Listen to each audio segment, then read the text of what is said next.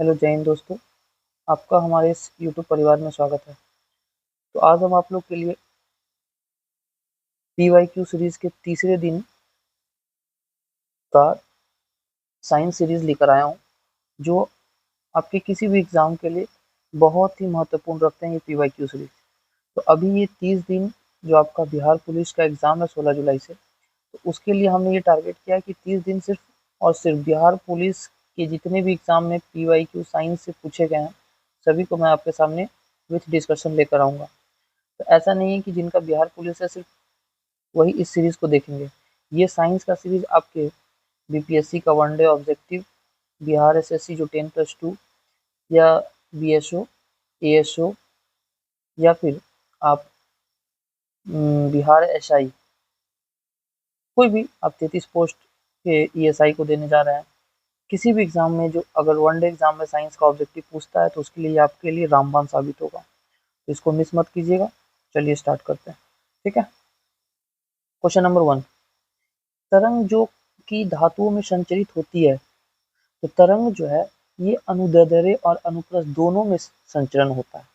ठीक है। तो तरंग जो है ध्वनि तरंग, आपको मालूम है कि ध्वनि में आपका अनुदैर्ध्य और अनुप्रस्थ दोनों होता है, और हम लोग जानते हैं कि ध्वनि तरंग अनुदैर्ध्य तरंग है। लेकिन जब द्रव की सतह पर पूछेगा कि द्रव की सतह पर धातुओं में ध्वनि तरंग कैसी होती है, तो ये होता है अनुप्रस्थ तरंग। इसीलिए तरंग जो धातु में संचित होती है वो अनुदैर्ध्य और अनुप्रस्थ दोनों होता है।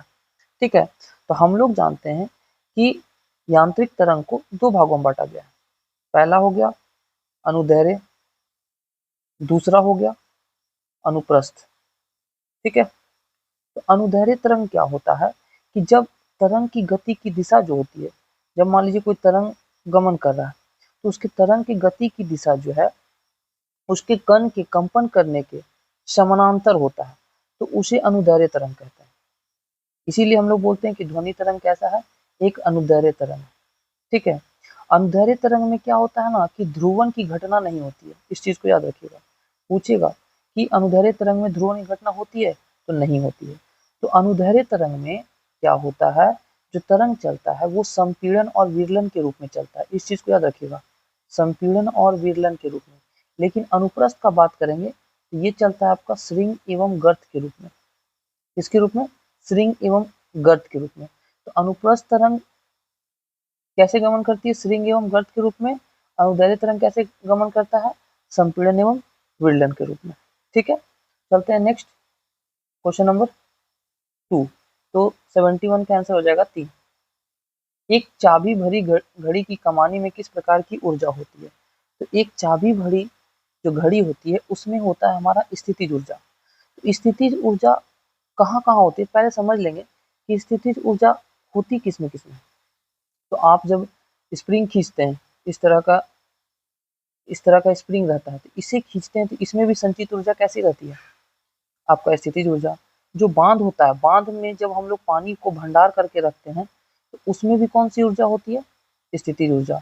जब धनुष धनुष को जो डोरी होता है उसको हम लोग खींच कर रखते हैं तो उसमें भी कौन सी ऊर्जा होती है? स्थितिज ऊर्जा।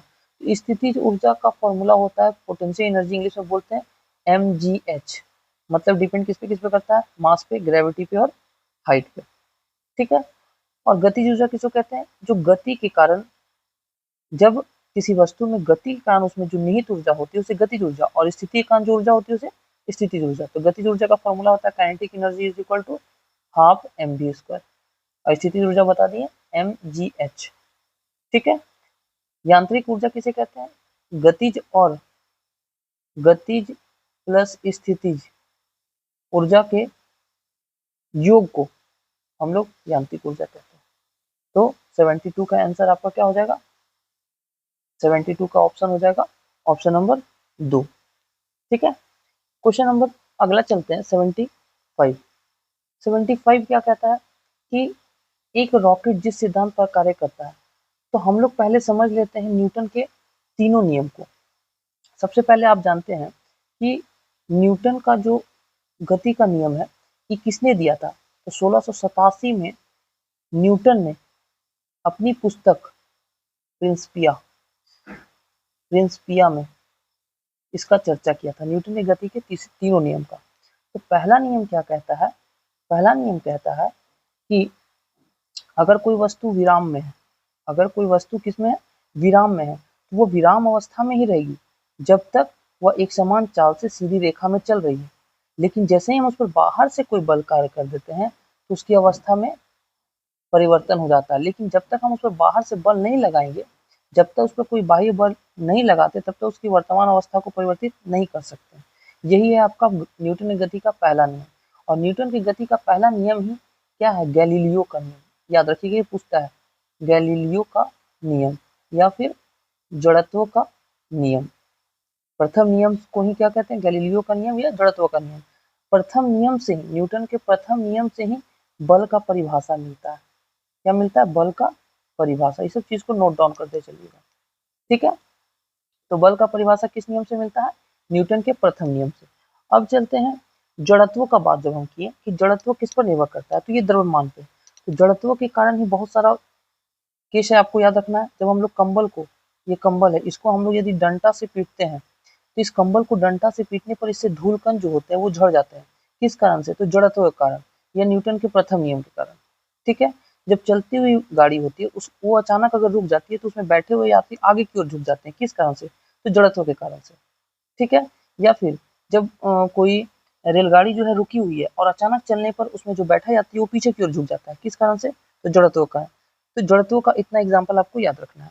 दूसरा नियम क्या कहता है न्यूटन का, न्यूटन का दूसरा नियम क्या कहता है, ध्यान से समझिएगा कि जब किसी वस्तु के, जब कोई वस्तु है उसके संवेग में, उसके संवेग में परिवर्तन की दर, संवेग में परिवर्तन की दर जो है उस वस्तु पर आरोपित बल के समानुपाती होता है। मतलब जब किसी वस्तु में संवेग में परिवर्तन का जो दर है उस वस्तु में आरोपित बल की दिशा के समानुपाती होता है। और संवेग में जो परिवर्तन का जो बल है वो बल की दिशा में होती है। इसीलिए हम लोग न्यूटन के दूसरे नियम से बल का व्यंजक निकालते हैं, F = ma। मीन्स बल का फॉर्मूला हम लोग किससे निकालते हैं, व्यंजक, न्यूटन गति के दूसरे नियम से, ठीक है। और प्रथम नियम से हम लोग क्या निकालते हैं, बल का परिभाषा। ये दोनों याद रखना है, ठीक है। तीसरा नियम क्या कहता है कि एक्शन और रिएक्शन इक्वल होते हैं। मतलब प्रत्येक क्रिया के बराबर, प्रत्येक क्रिया के बराबर और विपरीत दिशा में प्रतिक्रिया। जैसे बंदूक से गोली चलने पर चलाने वाला जो है पीछे की ओर धक्का लगता है। जब नाव के किनारे पर कूदने पर नाव पीछे की ओर हटता है। रॉकेट का उड़ना न्यूटन के तीसरे नियम पर कार्य करता है। तो आपका प्रश्न यही था कि एक रॉकेट किस सिद्धांत पर कार्य करता है, तो न्यूटन गति के तीसरे नियम पर, ठीक है। ऊर्जा संरक्षण का नियम क्या कहता है, ऊर्जा की ना तो उत्पत्ति की जा सकती है ना ही विनाश क्या आता है, सिर्फ एक रूप से दूसरे रूप में परिवर्तित किया जाता है, ठीक है। तो 75 क्लियर हो गया होगा। 79 देखिए, 79 क्या कहता है कि बहुत अच्छा क्वेश्चन है। एक स्थायी चुंबक किसी निश्चित बिंदु पर चुंबकीय क्षेत्र बी उत्पन्न करता है। इसे यदि दो बराबर भागों में काट दिया जाए तो उस बिंदु पर उत्पन्न चुंबकीय क्षेत्र। आपको याद रखना है कि मैग्नेट का एक नॉर्थ पोल एक साउथ पोल होता है। यदि हम इसको बीच से काट भी दें तो ये दो भागों में बढ़ जाएगा इस तरह से, तो इसका अपना नॉर्थ एंड साउथ हो जाएगा। इसमें इसमें कोई डिफेक्ट नहीं आएगा, ये कोई प्रॉब्लम नहीं आएगा। तो वही चीज बोला है कि जब एक स्थायी चुंबक को निश्चित बिंदु पर चुंबकीय क्षेत्र बी उत्पन्न करता है तो इसे दो बराबर भागों में काट दिया जाए तो उस बिंदु पर उत्पन्न चुंबकीय क्षेत्र, जब भी उस पर दो भागों में उसको काटते हैं, लंबवत अगर उसको काट देते हैं तो उसका चुंबकीय क्या हो जाता है, आधा हो जाता है। याद रखिएगा क्या हो जाता है, आधा हो जाता है। इसका आंसर क्या हो जाएगा, b/2। क्या हो जाएगा, b/2। अब चुंबक आया तो चुंबक से रिलेटेड कुछ वन लाइनर क्वेश्चन याद कर लेते हैं। सबसे पहला पॉइंट क्या याद करना है कि अस्थायी चुंबक किसका बना होता है, अस्थायी चुंबक किसका बना होता है, तो अस्थायी चुंबक बना होता है इस्पात का। नोट डाउन करते चलिएगा, सब लिखेंगे नहीं, हम सिर्फ बोलेंगे। अस्थायी चुंबक इस्पात का, अस्थायी बोलेगा तो नर्म लोहा का, ठीक है। और चुंबक का चुंबकत्व किससे नष्ट होता है, तो उसको पीटेंगे, पीट कर, जलाकर, जला देंगे तब होगा। लेकिन अगर चुंबक को हम काट दे बीच से दो भागों में तो नॉर्थ साउथ में बदल जाएगा, लेकिन उसमें चुंबकत्व में कोई उसका प्रभाव नहीं पड़ेगा।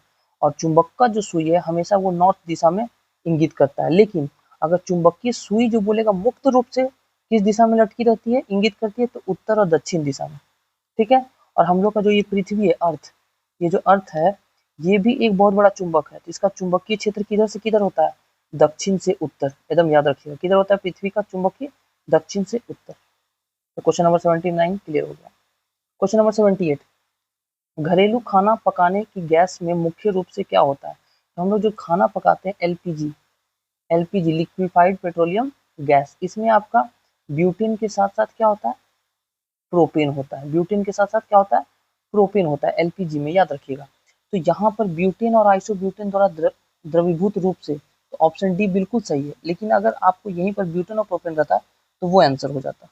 ठीक है, तो एलपीजी में ब्यूटेन प्रोपेन, सीएनजी में बोलेगा तो क्या होता है? सीएनजी में याद रखेंगे मीथेन इथेन। सीएनजी में क्या रहेगा? Methane ethane. बायोगैस के ईंधन में क्या रहता है? तो बायोगैस में रहेगा CH4 methane plus CO2 carbon dioxide. ठीक है, सिगरेट के लाइटर में क्या होता है? तो सिगरेट के लाइटर में ब्यूटेन होता है। गर्म हवा के गुब्बारों में कौन सा गैस उपयोग होता है? तो प्रोपेन यूज होता है। तो इतना सारा फैक्ट आपको याद रखना है। ठीक है, चलते हैं क्वेश्चन नंबर 82। रदरफोर्ड के अल्फा कण प्रकीर्णन प्रयोग द्वारा जिसकी खोज हुई वह क्या है? तो आपको याद रखना है कि रदरफोर्ड का जो परमाणु मॉडल था उसमें क्या क्या था, इन्होंने आपको समझ लेता है। थोड़ा सा इसको हम एक्सप्लेन कर देते हैं ना एनसीईआरटी के लाइन के अकॉर्डिंग। तो रदरफोर्ड का जो मॉडल था, इन्होंने क्या किया था कि एक सोने का पतला पन्नी ले लिया था। सोना का पतला पन्नी ले लिया था। वो इसलिए लिया था क्योंकि वो बहुत पतला परत चाहते थे, और उस पर बहुत सारा अल्फा कण का बमबारी करवाया। उस पर बहुत सारा अल्फा कण का बमबारी करवाया। तो अल्फा कण का जब बमबारी कराया तो उन्होंने क्या देखा कि बहुत सारे जो कण हैं, बहुत सारे अल्फा जो कण है वो सीधे क्या हो गए? पार कर गए। कुछ अल्फा कण अपने मार्ग में विचलित हो गए। इस तरह से कुछ अल्फा कण विचलित हो गए, और कुछ अल्फा कण क्या हुए कि जिस मार्ग से गए उसी मार्ग से वापस आ गए। मतलब कुछ 12,000 में से कोई एक ऐसा कण होगा जो जिस मार्ग में गया उसी मार्ग में ये वापस आ गया। तो रदरफोर्ड के अल्फा प्रकीर्णन प्रयोग द्वारा आपका बोले किसका खोज हुआ? तो प्रोटॉन का। किसका खोज हुआ? प्रोटॉन का। ठीक है, क्यों बोले क्यों? तो इस चीज को समझ लीजिएगा। क्योंकि जब अल्फा कण का हम प्रयोग किए तो उसमें बहुत ज्यादा एनर्जी होता है। तो उसके साथ जब अल्फा कण जो होती है, अल्फा कण वो सोने के परमाणुओं में उपस्थित जो कण होते हैं उसके द्वारा कम विक्षेपित होता है, इसीलिए हम लोग अल्फा कण को लिए। और ये अल्फा कण जो है प्रोटॉन से बहुत अधिक भारी होता है। अल्फा कण जो है वो प्रोटॉन से बहुत अधिक भारी होता है। ठीक है, इसीलिए अल्फा कण हम लोग यूज किए, सोने के पतले पत्ती में अल्फा कण का प्रहार करवाए। तो रदरफोर्ड का परमाणु मॉडल जो है वो आपका प्रकीर्णन के द्वारा किसका खोज हुआ? प्रोटॉन का, याद रखिएगा। तो अब प्रोटॉन का खोज किसने किया? गोल्डस्टीन ने किया था। इलेक्ट्रॉन का जे थॉम्सन किया था। नाभिक क्या है? तो आप जानते हैं कि नाभिक में प्रोटॉन और न्यूट्रॉन रहता है, और इलेक्ट्रॉन जो होता है नाभिक के चारों ओर चक्कर लगाता है।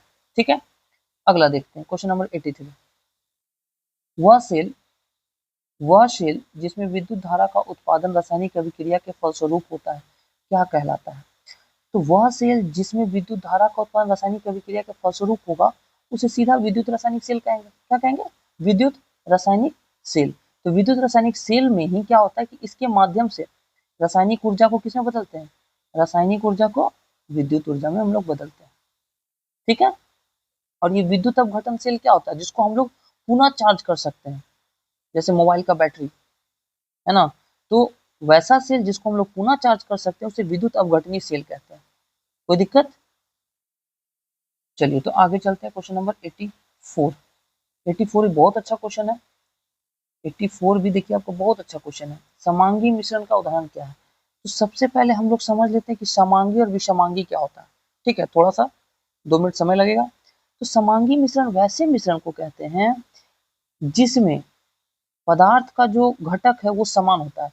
मतलब एक गिलास हम मान लीजिए, ये एक गिलास हम पानी लिए, एक गिलास पानी में हम क्या किए? चीनी घोल दिए, तो वो सभी जगह समान रूप से फैल गया। चीनी या नमक ले लिए तो ये कैसा मिश्रण हो गया? समांगी। लेकिन हम मान लीजिए एक हम जग लिए, उस इसमें पानी है और इसमें मिट्टी डाल दिए। क्या डाल दिए? मिट्टी डाल दिए। तो मिट्टी का कण जो है सब जगह कुछ देर बाद देखिएगा कि छोड़ देने पर नीचे इस तरह से बैठ जाता है, लेकिन वो पानी में सब जगह समान रूप से नहीं फैलता है।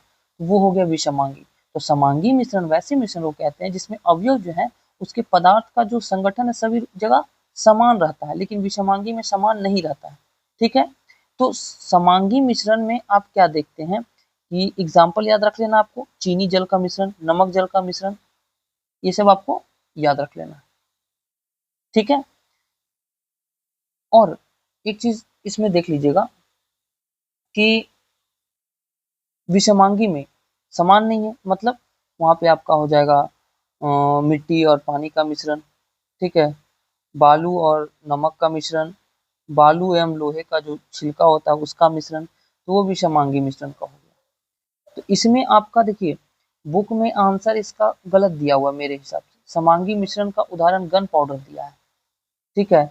मेरे हिसाब से इसका आंसर पीतल होना चाहिए, क्योंकि पीतल में भी आपका समान रूप से मिला रहता है। पीतल में क्या रहता है, तांबा और जस्ता, सब जगह समान रूप से मिला रहता है। ऐसा नहीं है कि तांबा एक जगह है, एक जगह सिर्फ जस्ता है, ऐसा नहीं ना। इसका आंसर मेरे हिसाब से पीतल होना चाहिए, ठीक है। आप लोग भी कमेंट कर दीजिएगा कि इसका आंसर बिल्कुल सही क्या होना चाहिए। मेरे हिसाब से इसका पीतल होगा, किताब में गन पाउडर दिया है, ठीक है। अगला चलते हैं, स्फटिक रासायनिक दृष्टिकोण से क्या है। स्फटिक जो है ना वो सिलिकॉन ऑक्साइड है। स्फटिक क्या है, सिलिकॉन ऑक्साइड है।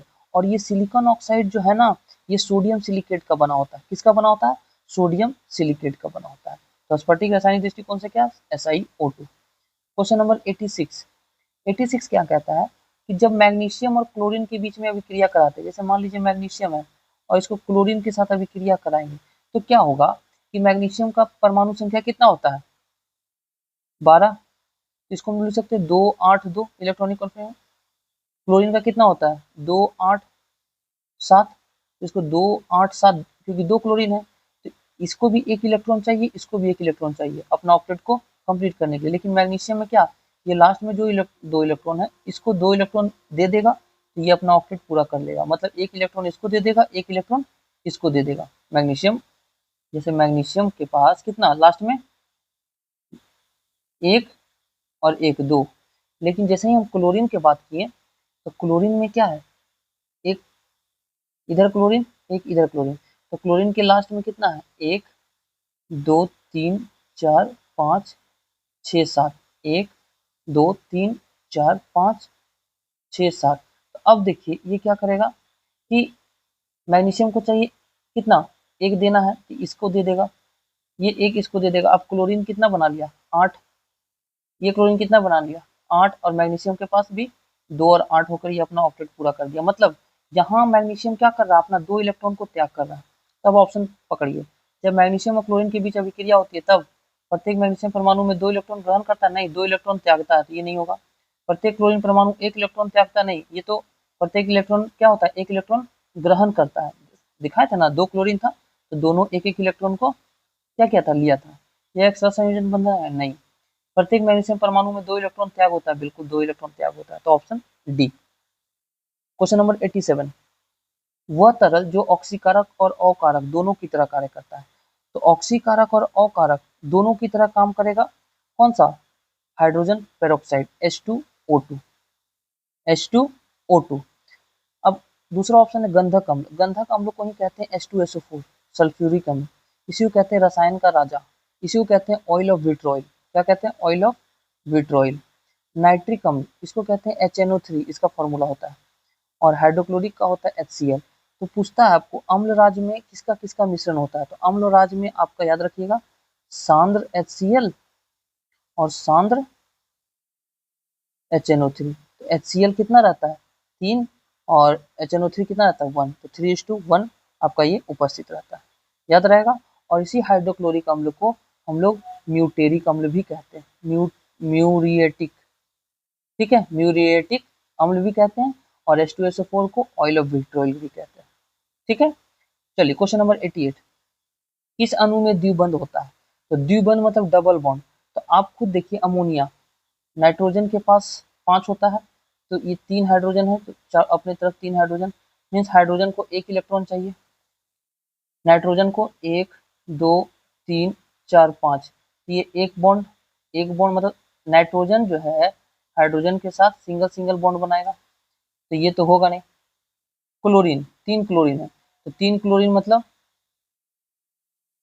मतलब ये एक एक इलेक्ट्रॉन लेगा, ये भी सिंगल सिंगल बॉन्ड बनाएगा, ये भी नहीं होगा। ऑक्सीजन, ऑक्सीजन 2 ऑक्सीजन है तो ऑक्सीजन का एटॉमिक नंबर कितना होता है, 8।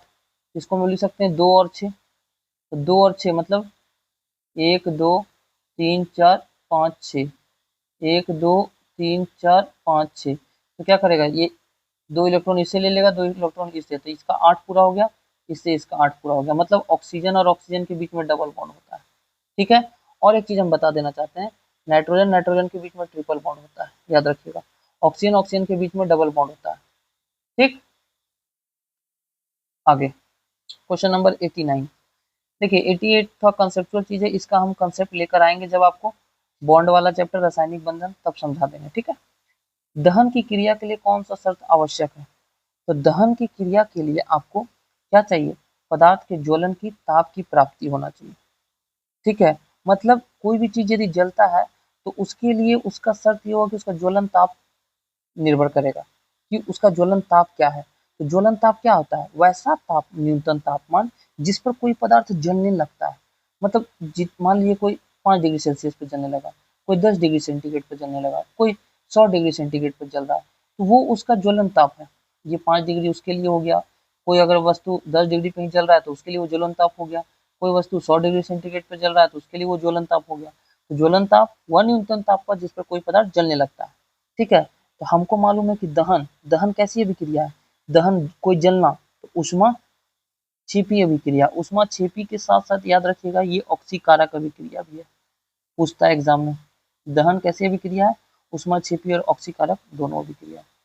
चलिए अगला चलते हैं, क्वेश्चन नंबर 90। क्लोरीन, ये सॉरी, C614 N714। तो आप क्या देख रहे हैं कि परमाणु संख्या नीचे है और ऊपर द्रव्यमान संख्या, मतलब परमाणु संख्या अलग अलग लेकिन द्रव्यमान संख्या समान।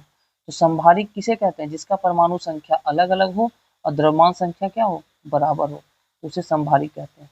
समस्थानिक किसे कहते हैं? जिसका परमाणु संख्या समान, जिसका परमाणु संख्या समान लेकिन द्रव्यमान संख्या अलग, द्रव्यमान संख्या भिन्न, उसे क्या कहेंगे?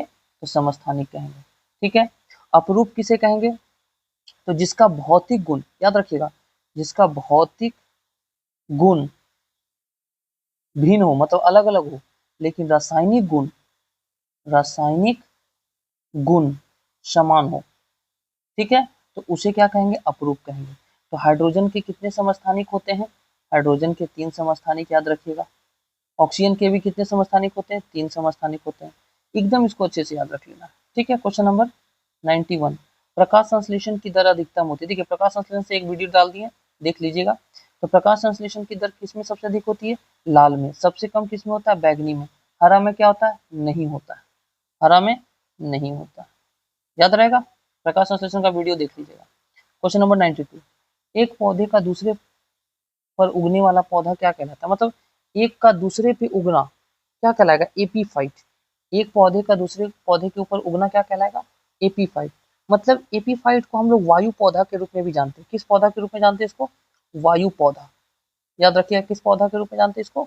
वायु पौधा के रूप में जानते हैं। ठीक है, तो एपीफाइट में कुछ कुछ एग्जाम्पल याद रख लीजिएगा। एक आता है स्पेनिश मॉस, पौधा है एक स्पेनिश मॉस। ठीक है, एक आता है जावा मॉस। ये सब बस एपीफाइट का एग्जाम्पल है। हेलोफाइट जो नमकीन क्षेत्रों में उगते हैं उसे क्या कहते हैं? हेलोफाइट। ठीक है, मरुद्भिद किसे कहते हैं? तो वैसा पादप जो शुष्क स्थान पे, जो शुष्क स्थान पे और नमकीन क्षेत्रों में होगा तो हेलोफाइट कहलाएगा। कोई दिक्कत यहाँ तक? तो चलिए आगे बढ़ते हैं। Question number 93। एम्फीबियंस क्या है? नाम है एम्फीबियन, मतलब उभयचर, जो जल और थल दोनों में समान रूप से पाए जाते हैं। जो जल और थल दोनों रूप, जैसे हो गया मेढक, क्या हो गया? उभयचर हो गया। क्लियर है? कछुआ, सांप, छिपकली, मगरमच्छ, ये सब सरीसृप में आएंगे। ठीक है, तो उभयचर उसे कहेंगे जो जल और थल दोनों में रहते हैं, जैसे मेढक। आप इसको भी ले सकते हैं, क्या बोलते हैं, मगरमच्छ को भी, मगरमच्छ को भी ले सकते हैं। तो ये आपका एम्फीबियंस का हो जाएगा। 94। निम्नलिखित में से कौन सा पौधे में उत्सर्जक का एक उत्पोद नहीं है? तो पौधे में उत्सर्जक का एक उत्पोद नहीं, मतलब पौधा से क्या नहीं निकलता है? यूरिक एसिड पौधा से निकलता है? नहीं निकलता है, ये मानव पक्षी के द्वारा निकलता है। ठीक है, तो मनुष्य का उत्सर्जी पदार्थ है यूरिया। ठीक है, उसी से निकलता है, बनता है, निकलता है यूरिक एसिड। ठीक है, लेकिन पादप का क्या हो जाएगा? टेनिन, रेजिन, गोंद, लैक्टेज, ये सब पादप का उत्सर्जी पदार्थ है। ठीक है, क्वेश्चन नंबर 95। निम्नलिखित में से कौन सा संरचना प्रोकैरियोटिक कोशिका में नहीं पाया जाता है? देखिए प्रोकैरियोटिक यूकैरियोटिक में अंतर बता चुके हैं। तो राइबोसोम पाया जाता है, कोशिका झिल्ली पाई जाती है, कोशिका भित्ति पाई जाती है, लेकिन केंद्रक झिल्ली इसमें अनुपस्थित रहता है। ये सिर्फ यूकैरियोटिक में पाया जाता है। तो अगर आपको प्रोकैरियोटिक यूकैरियोटिक में दिक्कत है तो आप जाकर मेरा प्ले लिस्ट में चेक कर लीजिएगा, वहाँ आपको मिल जाएगा प्रोकैरियोटिक यूकैरियोटिक और पादप और जंतु में अंतर। एक ही वीडियो में ये दोनों टॉपिक हम कवर करवाएं। ठीक है, अगला 96, फसलों पर डीडीटी के छिड़काव से प्रदूषित होता है।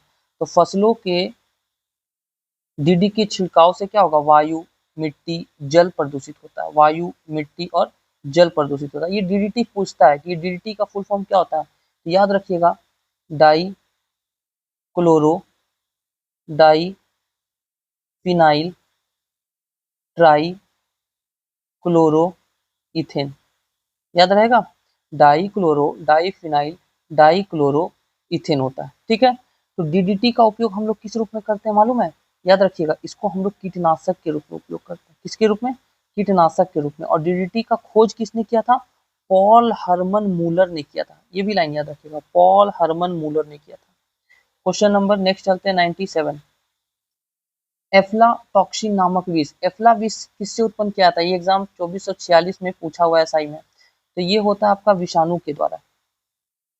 ठीक है,